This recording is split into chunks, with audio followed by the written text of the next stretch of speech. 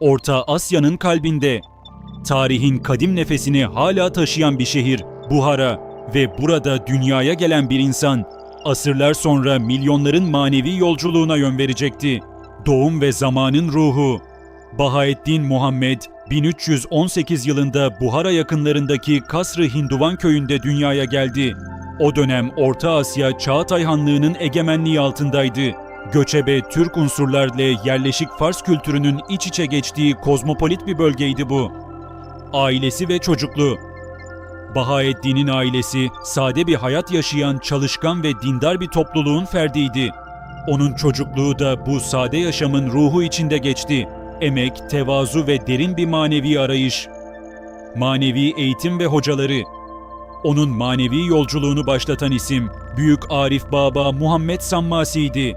Sammasi daha o küçük bir çocukken Bahaeddin'i görmüş ve bu çocuk büyük bir rehber olacak demişti. Emir Külal, eğitimin merkezi. Bahaeddin, Sammasi'nin vefatından sonra eğitimine Emir Külal'in yanında devam etti.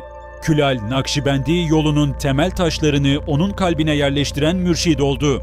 Nakşibendiliğin doğuşu ve öğreti. Nakşibend isminin kökeni hakkında farklı görüşler vardır. Kimi Allah'ın zikrinin kalbe nakşedilmesi der. Kimine göre ise ona verilen bir lakaptır. Fakat herkes için ortak olan şey şudur: Bahaeddin bu yolun kurucusu değil, tamamlayıcısıydı. 11 kaide ve öğretinin temelleri. Nakşibendiliğin temelinde içsel disiplin ve zikirde derinlik vardır.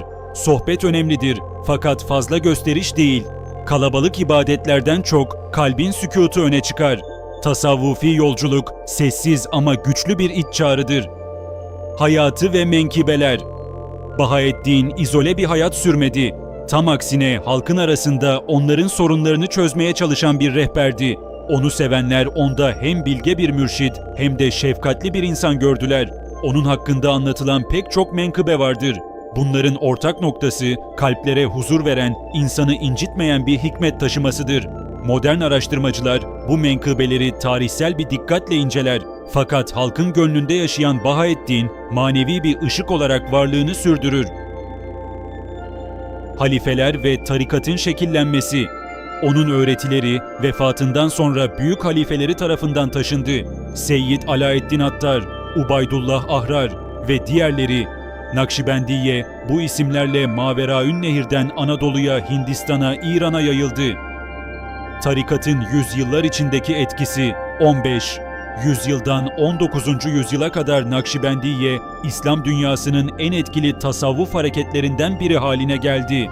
Devlet adamları, alimler ve halk arasında köklü bir manevi gelenek oluşturdu. 20. yüzyılda özellikle Sovyet döneminde Orta Asya'daki tüm manevi merkezler gibi Nakşibendi yapıları da baskı gördü. Fakat bu gelenek kalplerde yaşadığı için hiçbir zaman tamamen kaybolmadı.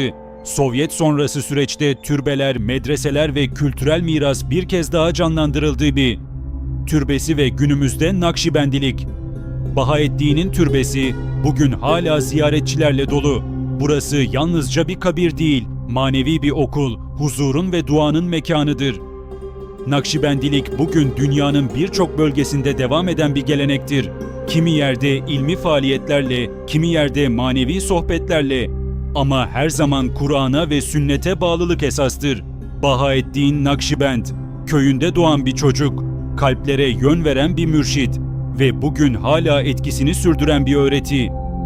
Çağlar geçse de onun yolu gönüllerde yaşamaya devam edecektir.